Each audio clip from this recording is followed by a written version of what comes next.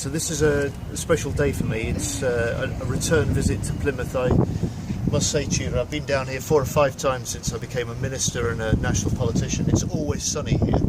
I don't know how you organise that. But this is special. I was down here once before, nearly 9 years ago. I've been back since, but 9 years ago we looked together at the plans for the Millbay regeneration.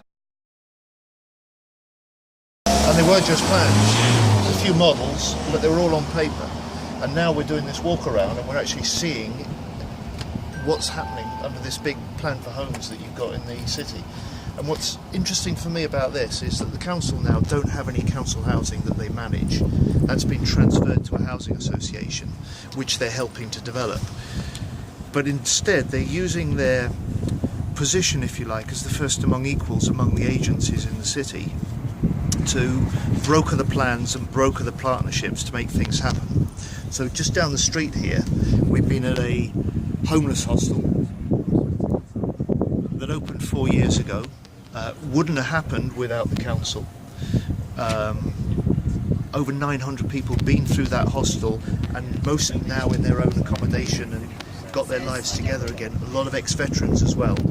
Here we're outside what was an old school and homeless hostel, which is going to be taken over with the council's support by a housing association, and they will develop new homes for people to rent through to buy, a sort of new scheme, if you like, to help local people in the city who can't or find it hard to get their first foot in the housing market.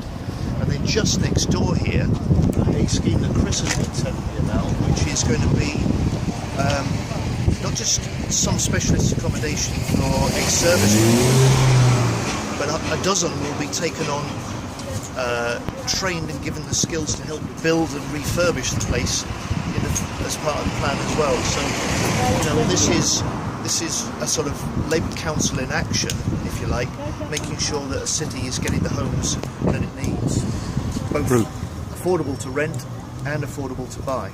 Fantastic, thanks. Tudor, Chris, what's the name of the scheme? This one is still being called the Ship at the moment, which is what it was known as when it was a homeless people's unit.